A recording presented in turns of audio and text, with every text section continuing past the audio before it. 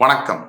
துணை சப்ஸ்கிரைபர்களையும் எல்லா அன்பு உள்ளங்களையும் எனது நண்பர்களையும் வருக வருக என வரவேற்பதில் பெருமகிழ்ச்சி கொள்கிறேன்.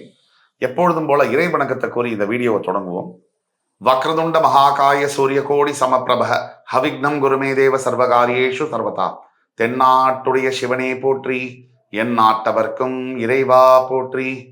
அன்பர்களே, நண்பர்களே, இந்த புதிய காணொலியில் உங்கள் அத்துணை பேரையும் சந்திப்பதில் மிக்க மகிழ்ச்சி கொள்கிறேன். இப்போ இன்னைக்கு நம்ம பேச போற தலைப்பு, பல அன்பர்கள் நேரில் கன்சல்டேஷன் வரும்பொழுதும் சரி அல்லது கமெண்ட்ஸ் செக்ஷன்லையும் சரி பல இன்ட்ரெஸ்டிங்கான சுவாரஸ்யமான கேள்விகளை நம் முன் வைத்திருக்கிறார்கள். அதனுடைய தொகுப்பாக அருமையான கேள்விகளை கன்சாலிடேட் செய்து உங்கள் முன்னால் எனக்கு தெரிந்த அனுபவத்திலும் ஞானத்திலும் வழங்குவதற்கான இந்த முயற்சி தான் இந்த வீடியோ. இது கண்டிப்பாக உங்களுக்கு பிடிக்கும்னு நினைக்கிறோம். உங்களுக்கு தெரிஞ்ச ஃப்ரெண்ட்ஸ், ஃபேமிலிஸ் அண்ட் ரிலேட்டிவ்ஸ்க்கு இந்த வீடியோ முழுசும் பார்த்துட்டு ஷேர் பண்ணுங்க. இந்த வீடியோ பிடிச்சிருந்ததுன்னா லைக் பண்ணி கமெண்ட் பண்ணி மறக்காம சப்ஸ்கிரைப் பண்ணுங்க. ஐயா வணக்கம். ஜோதிடத்தினால மனித வாழ்க்கை மாற்ற முடியுமா? ஜோதிடத்தினால மனித வாழ்க்கை மாற்ற முடியுமா என்ற கேள்வி. ஜோதிடம் என்பது ஜோதி அகம் அப்படின்னு பிரிக்கலாம். அதாவது முருகப்பெருமான் அகஸ்திய சித்தருக்கு வழங்கியதுதான் ஜோதிடம். அகஸ்தியர் முருகனிடம் போய் முறையிடுகிறார். மனித வாழ்க்கை என்பது பிறப்பிலிருந்து இறப்பு வரை ரொம்ப துன்பமாகவே இருக்கிறது. எல்லா கஷ்டங்களையும் அனுபவிக்க வேண்டியிருக்கிறது. இதற்கான காரணம் என்ன? கலியுக தெய்வமான முருகப்பெருமானிடம் கேட்கிறார். தெய்வ பிறவியல்லோ முருகன் வந்து அதற்கு சிரித்தபடியே பொருள் வழங்குகிறார். ஏற்றமும் இரக்கமும் இருளும் பகலும் இன்பமும் துன்பமும் சரிவர வருவதுதான் வாழ்க்கை. இயற்கையிலும் கூட பிரபஞ்சத்திலும் கூட நல்லது எங்க இருக்கோ அங்க கெட்டது இருக்கும், கெட்டது எங்க இருக்கோ ஆட்டோமேட்டிக்கா அங்க நல்லதும் இருக்கும். அப்போ இதை எப்படி கையாள்வது? தன்னை பற்றி அறிவது. தான் என்றால் என்ன? உடம்பா, நம்முடைய பெயரா, நம்முடைய படிப்பா, இல்லது நம்ம வேலை செய்யக்கூடிய பொசிஷனா? அது எதுவுமே இல்லை. நான் என்றால் ஆன்மாவை குறிப்பதாகும். ஆன்மா ஒன்று மரணம் எய்தாதது, உடல் இறந்தபடி இருக்கும். அந்த நான் ஆன்மா பல பிறவிகள் தாண்டி மறுபிறவி எடுத்தே இருக்கும். அந்த ஆன்மாவை பற்றி படிக்கக்கூடிய படிப்பு தான் ஜோதிடம். ஜோதி என்பது ஆன்மாவை குறிப்பதாகும். பஞ்சபூதத்தில் மனிதன் இறந்தவுடன் உடனடியாக உடம்பை விட்டு வெளியேறக்கூடிய பஞ்சபூதம் இது அக்னி பாவம். அதனால்தான் உடல் இறந்தவுடன் ஒரு கோல்ட் ஆயிடும், வெப்பம் வந்து குறையுது, சில்லுன்னு ஆயிடுது.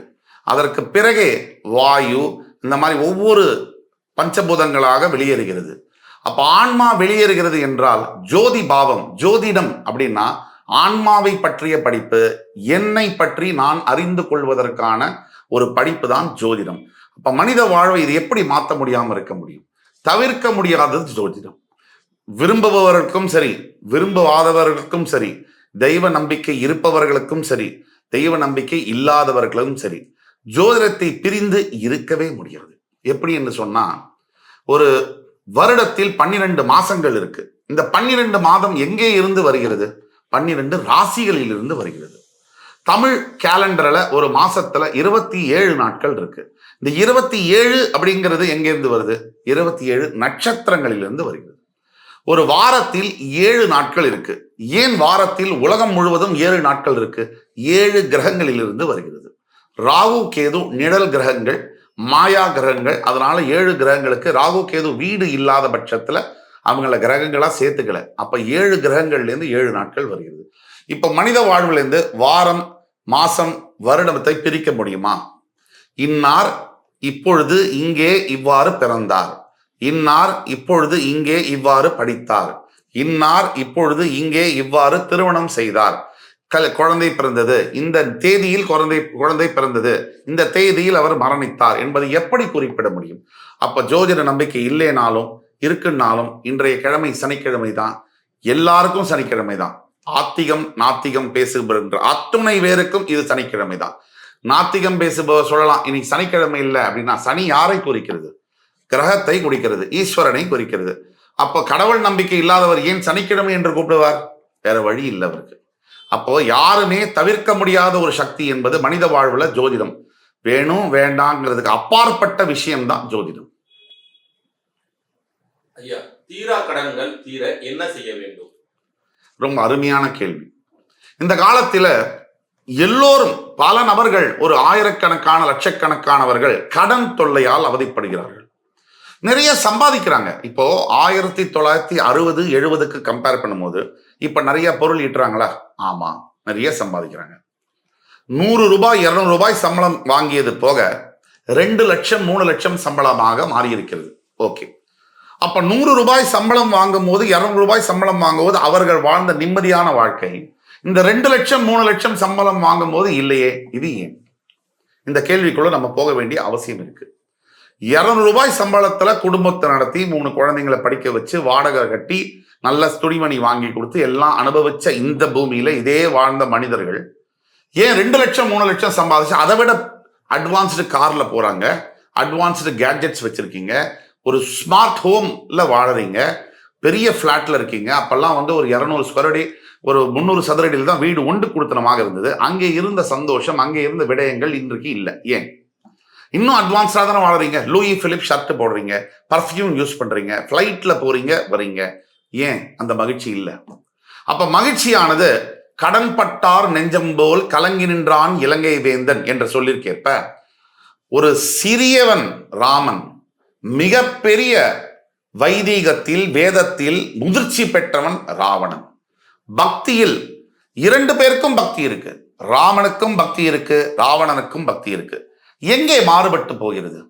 தர்மத்துடன் சேர்ந்த பக்தி, தர்மம் சேராத பக்தி, இதுல தான் பிரிவுகள் காணப்படுகிறது. அப்போ கடன் தொல்லையுடைய ஆரம்பம் என்ன? ஆசை. ஆசை என்பது நியாயமே, பேராசை என்பது அநியாயம். இந்த அளவுகோலை தெரியாம இருக்கும் பொழுதுதான் கடன் தொல்லை என்பது ஏற்படுகிறது. நமக்கு என்ன தேவை அப்படின்னு யோசிச்சோம்னா, 3 வேளை சாப்பாடு, போட்டுக்கிற உரிமையான ஒரு நல்ல துணி, படுத்துக்கிற 6 இடம். இந்த படுத்துக்கொள்ள 6 இடம் சொத்து இருக்கிறவனுக்கும் சரி இல்லாதவனுக்கும் சரி கடவுளே கொடுத்துடுறார் ஃப்ரீயா. ரோட்ல படுத்துக்கலாம், எங்க வேணா படுத்துக்கலாம். ஆனா போட்டுக்கிற துணி இருக்கே, அது கண்டிப்பா வேணும். 3 வேளை உணவு என்பது வேணும். இது எப்படி? இதுதான் நீடு என்று சொல்லப்படுகிறது. வாண்ட், தேவைன்னா என்ன? அதாவது ஆசை, அது என்ன? எல்லாமே தேவை. இந்த உலகத்தில் உள்ள அத்தனை ப்ராப்பர்ட்டிஸும் தேவை, இந்த உலகத்தில் உள்ள அத்தனை ஆடைகளும் தேவை, இந்த உலகத்தில் உள்ள அத்தனை உணவுகளும் தேவை, அத்தனை வசதிகளும் தேவை. ஒரு மனிதன் எவ்வளவு பணம் சம்பாதித்தாலும் கூட ஒரு காலையில் எழுந்து காலை சிற்றுண்டி உணவு என்பது 2 இட்லிக்கு மேல சாப்பிட முடியாது. 500 கோடி வச்சிருக்கிறேன், நான் ஒரு 5 வருஷத்துக்கான சாப்பாடை சாப்பிட போறேன் சொல்லி சாப்பிட முடியுமா? முடியாது. அப்போ கடன் தொல்லை ஆரம்பம் எங்கே அப்படின்னு நம்ம பார்த்தோம்னா, நீடுக்கு வாழணும், வாண்ட்டுக்கு வாழக்கூடாது. இந்த நீடுக்கு வாழறவங்களுக்கு கடன் தொல்லை இருக்காது. வாண்ட்டுக்கு வாழணும்னா எல்லாமே வி வாண்ட், தேவைதான். எது அத்தியாவசியம் அவசியம்னு பார்த்தா நான் சொன்ன 3 தான். அங்கேதான் கடன் தொல்லை ஆரம்பிக்குது. அப்போ சாம்சங் போன் வச்சிருக்கேன், எனக்கு ஆப்பிள் போன் வாங்கணும். இருக்கிற சாம்சங் போனும் போச்சு, இஎம்ஐ கட்ட முடியாம ஆப்பிள் போனையும் தூக்கிட்டு போயிட்டான். இதனாலதான் பிரச்சனைகள் அடைவான். தான் கடன் தொல்லை பிரச்சனை இருக்குமானால் அதுல இருந்து வெளியே வர கடவுள், ஜாதகம், பக்தி இதெல்லாம் ஒரு பக்கம் இருந்தாலும் சுய முயற்சியானது, ஆகாமிய கர்மா என்பது ரொம்ப ரொம்ப அவசியம். எல்லா நிலையிலும் ஜோதிடம் எப்படி வேலை செய்யும் அப்படிங்கிற தப்பர்த்தம் நம்ம மனசுக்குள்ள, நம்ம மக்களிடையே பரவி இருக்கு. ஜோதிடம்னா அவங்க என்ன நினைச்சிருக்காங்கன்னா, நான் எது வேணா செய்வேன், நான் என்ன வேணா பேசுவேன், எவ்வளவு வேணா சோம்பேறித்தனமா இருப்பேன், ஆனா எனக்கு கூரையை பிரிச்சுக்கிட்டு கொட்டுன்னு கொட்டணும் அப்படிங்கிற தப்பான புரிதல் மக்களிடையே இருக்கு. என்ன உழைப்பு நம்ம போடுறோமோ, நாம 2 படி எடுத்து வைக்கும் பொழுது இயற்கை 4 படி எடுத்து வைத்து நமக்கு உதவி செய்யும். இதுதான் இங்கிலீஷ்ல கூட ஃபார்ச்சூன் ஃபேவர்ஸ் த பிரேவ்னு சொல்றாங்க. இப்ப கடன் தொல்லையானது நீங்க வேண்டும் என்றால் ஜோதிடத்தில் நாம் பார்க்க வேண்டிய கட்டங்கள்: 2ஆம் இடம் தனஸ்தானம், 11ஆம் இடம் லாபஸ்தானம், 6ஆம் இடம் ருணரோகஸ்தானம். இதுல 2ஆம் இடம் என்பது தனஸ்தானம், பணத்தை சேர்த்து வைக்கும் இடம். 11ஆம் இடம் என்பது லாபஸ்தானம், பணம் வருவதை சொல்லும் இடம். 6ஆம் இடம் என்பது ஒரு மனிதன் கடன் தொல்லையில் மாட்டுவானா இல்லையா என்று சொல்லக்கூடிய இடம். இந்த கடன் தொல்லையில 2 வகை உண்டு. ஒன்று, அதாவது தீராத கடன்கள், ஜென்மம் முழுக்க இருக்கக்கூடிய கடன்கள். இன்னொன்று தீரக்கூடிய கடன்கள். இந்த தீராத கடன்கள்லையும் 2 வகை உண்டு. தேவையான கடன்கள், தேவையற்ற கடன்கள். இதே மாதிரி தீரக்கூடிய கடன்கள்லையும் 2 வகை: தேவையான கடன்கள், தேவையற்ற கடன்கள். இந்த தேவையற்ற கடன்கள்னா என்ன? அடுத்தவர்களுக்காக நீங்க வாங்கி கொடுக்கக்கூடிய கடன், உங்களுக்கு எந்த விதமான உபயோகமும் இல்லாம தேவையில்லாத ஒரு பிரச்சனையில மாட்டிக்கொள்ளக்கூடியது. தேவையுள்ள கடன்னா என்ன? ஒரு வீடு வாங்குறது, 20 லட்சம் ரூபாய் லோனை போட்டு ஒரு வீடு, இந்த காலத்துல அப்படி வீடு கிடைக்காது, 2 கோடி ரூபாய்க்கு ஒரு வீடு வாங்குறீங்க. நீங்க முடிவுல பாத்தீங்கன்னா அந்த வீட்டுக்கு 6 கோடி கட்டியிருப்பீங்க. ஆனா நீங்க ரொம்ப புத்திசாலித்தனமா நினைச்சிருப்பீங்க, வாடகையெல்லாம் நான் மிச்சம் பண்ணிட்டேன் அப்படின்னு நினைச்சிருப்பீங்க. இதுதான் லிக்விடிட்டி ரேஷியோ, மணி மார்க்கெட் வேல்யூன்னு இங்கிலீஷ்ல எக்கனாமிக்ஸ்ல சொல்றாங்க. இதுல நீங்க புரிஞ்சுக்க வேண்டிய தன்மை என்னன்னா, வட்டி விகிதங்கள் ஒரு ஒரு ஒரு வங்கியிலிருந்து உங்களுக்கு எந்த அளவுக்கு வருது. அப்ப வாடகையை கொடுக்கறத விட நீங்க பாத்தீங்கன்னா 20 மடங்கு 50 மடங்கு அதிகமாக வட்டியை கட்டியிருப்பீங்க. அதுக்கு வாடகையே நீங்க கொடுத்துருந்துருக்கலாம். சொந்த வீடுனா ஒரு ஃபீலிங்கு, இது எல்லாம் நம்ம மனசுல இருக்கு. இதுல இருந்து தான் கடன் தொல்லை ஆரம்பிக்குது. அப்போ ஒரு மனிதனுடைய தனிப்பட்ட பிறப்பு ஜாதகத்துல 6ஆம் இடத்தில் சுப கிரகங்கள் சிக்கி இருக்குமானால், குரு, சுக்கிரன் இது போன்ற சுப கிரகங்கள் சிக்கி இருக்குமானால் அவர்கள் கடன் தொல்லையினால் அவதிப்படுகிறார்கள். இதற்கு வழி என்ன? தீர்வு என்ன? அதாவது சகல தோஷ நிவர்த்தி ஸ்தலங்கள் இந்தியாவில் 10 லட்சம் கோவில்கள் இருந்தாலும் கூட 3 ஸ்தலங்களுக்கு மிகப்பெரிய ஆண்மைத்தனம் உண்டு. ஒன்று காசி, மற்றொன்று கயா. அது எல்லாத்தையும் தூக்கி சாப்பிடுற மாதிரி நம்ம ஊரில் இருக்கக்கூடிய ராமேஸ்வரம். ராமர் ஈஸ்வர லிங்கத்தை பிரதிஷ்டை செய்து வழிபட்ட ஸ்தலம் தான் ராம ஈஸ்வரம் என்பது ராமேஸ்வரமாக மாறியது. அப்படிப்பட்ட ராமருக்கான தோஷத்தையே நிவர்த்தி செய்த ஸ்தலம். அங்கே சென்று ருணரோக நிவர்த்தி அந்த ஹோமம் செய்யணும். எல்லாத்துக்கும் ஹோமம் செய்யுங்க அப்படின்னு பல பேர் சொல்றாங்களே, அதுக்கு என்ன காரணம்? அக்னியே பிரதானம்.